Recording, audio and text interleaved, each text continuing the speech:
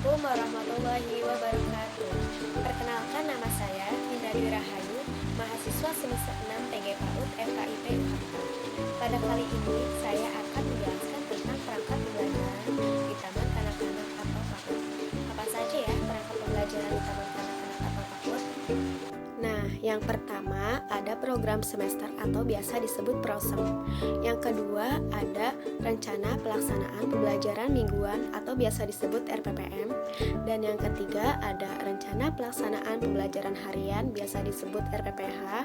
Yang keempat ada bahan ajar atau materi ajar. Dan yang kelima media pembelajaran atau alat permainan edukatif atau APE. Nah, sekarang kita lihat penjelasannya yuk. Nah, yang pertama, saya akan menjelaskan tentang program semester atau biasa yang disebut PROSEM. Di program semester ini terdiri dari 2 semester, semester 1 dan juga semester 2. Di program semester ini terdiri dari kompetensi dasar atau KD, tema, subtema, sub-subtema, dan alokasi waktu. Nah, pada KD ini terdiri dari 6 aspek, ada nilai agama dan moral, fisik motorik, kognitif, bahasa, sosial emosi, dan juga seni.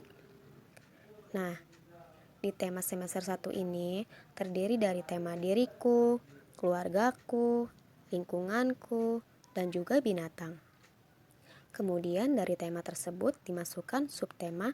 Yang pertama, di tema diriku terdiri dari identitasku, tubuhku, dan kesukaanku. Kemudian di tema keluargaku terdiri dari subtema anggota keluarga dan juga profesi anggota keluarga. Kemudian di tema lingkunganku terdiri dari 2 subtema, rumahku dan sekolahku. Kemudian di tema binatang terdiri dari subtema binatang air, binatang darat, binatang bersayap, binatang hutan atau binatang buas.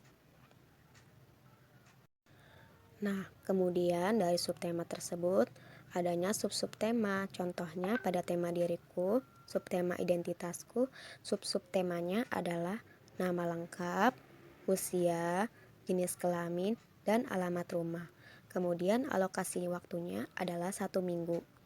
Kemudian dari tema, subtema, sub-subtema tersebut diadakannya puncak tema. Contohnya pada tema diriku, puncak temanya adalah finger painting.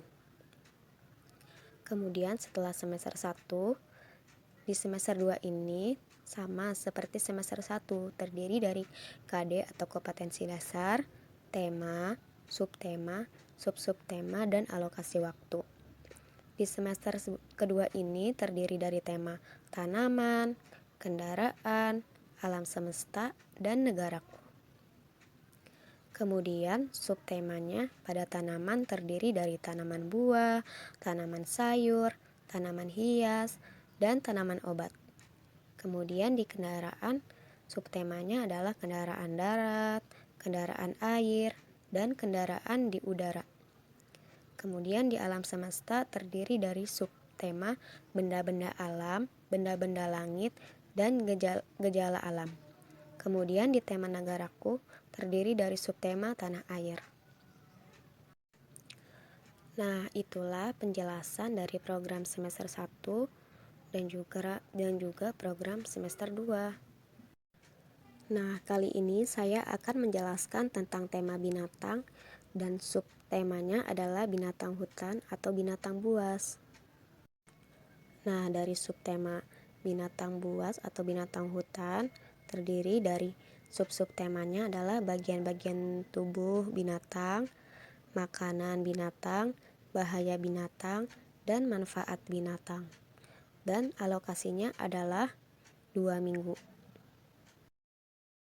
Selanjutnya adalah RPPM atau Rencana Pelaksanaan Pembelajaran Mingguan. Nah, RPPM ini adalah turunan dari program semester. Nah, di sini terdiri dari tema, subtema, sub-subtema, kelompok, model, dan kompetensi dasar. Nah, di kompetensi dasar ini bisa dilihat pada Permendikbud 146. Nah, seperti yang sudah saya jelaskan tadi di prosem, di kompetensi dasar ini terdiri dari 6 aspek: nilai agama moral, fisik motorik, kognitif, bahasa, sosial emosional, dan juga seni. Nah, itulah aspek-aspek perkembangan pada pendidikan anak usia dini. Selanjutnya, kita pada pembelajarannya. Di sini menggunakan model sentra. Ada sentra bahan alam, sentra persiapan, sentra bermain peran, sentra imtak, dan juga sentra seni. Nah, di RPPM ini di setiap sentranya berbeda-beda kegiatannya agar anak tidak bosan pada tema binatang buas. Seperti itu penjelasan untuk RPPM. Nah, yang selanjutnya ada RPPH atau Rancangan Pelaksanaan Pembelajaran Harian.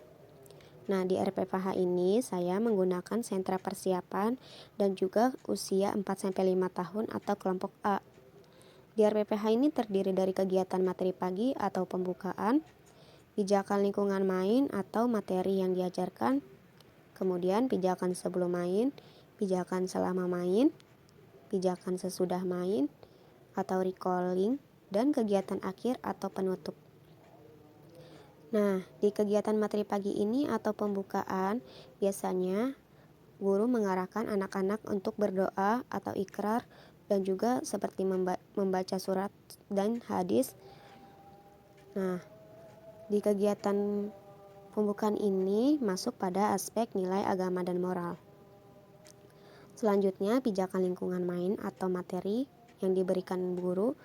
Di sini yang pertama saya membuat kegiatannya meniru kosakata, yang kedua menyusun stik es krim gambar dan kata singa, yang ketiga kolase gambar singa, yang keempat mencocokkan angka dengan kancing pada gambar singa, dan yang kelima menggunting rambut singa. Selanjutnya ada pijakan sebelum main. Pijakan sebelum main ini biasanya guru berdiskusi tentang tema yang akan dibahas. Kemudian pijakan selama main, yaitu guru memberikan kesempatan anak untuk bermain, kemudian guru mencatat perkembangan anak dan memperkuat bahasa anak pada saat main. Kemudian pijakan sesudah main, yaitu guru merecalling dan mendiskusikan kegiatan apa saja yang dimainkan oleh anak. Kemudian ada kegiatan akhir. Kegiatan akhir ini atau penutup biasanya anak-anak yang pertama mencuci tangan, duduk melingkar, dan anak-anak berdoa. Dan juga menginformasikan kegiatan pada esok harinya. Nah, inilah RPPH yang sudah saya buat. Tadi dengan temanya binatang, subtemanya binatang buas, dan subtemanya adalah singa.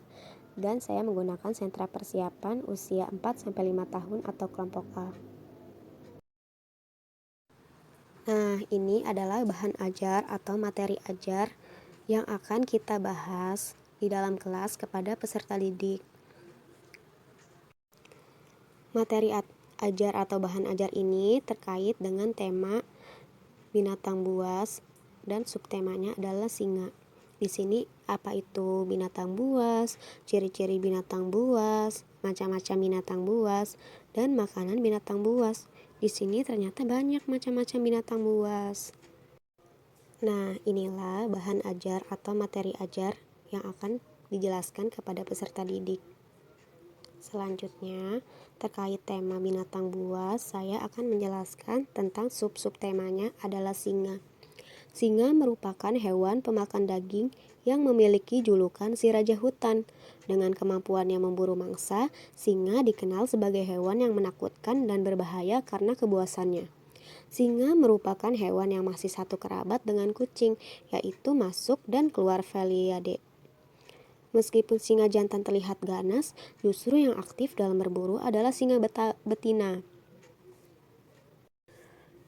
Nah, singa ini memiliki jenis. Singa ada yang jantan dan ada yang betina.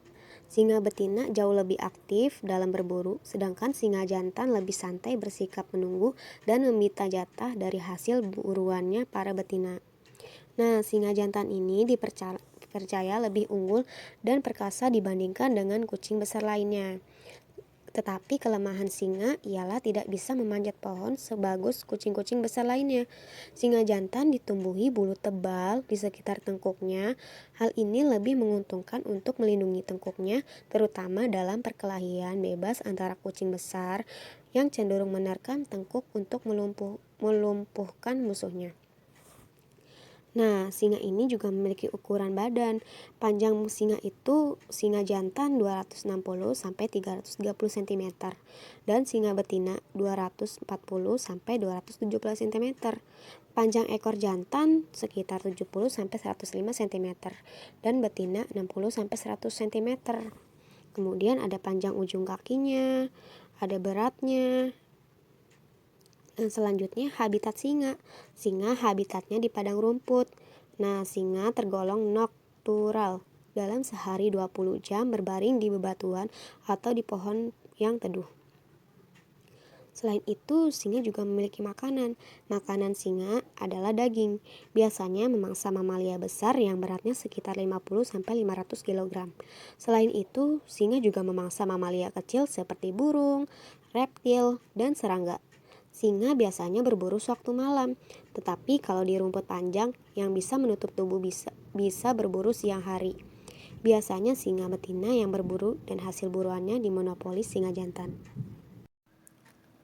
Nah, itulah penjelasan bahan ajar atau materi ajar pada tema binatang buas.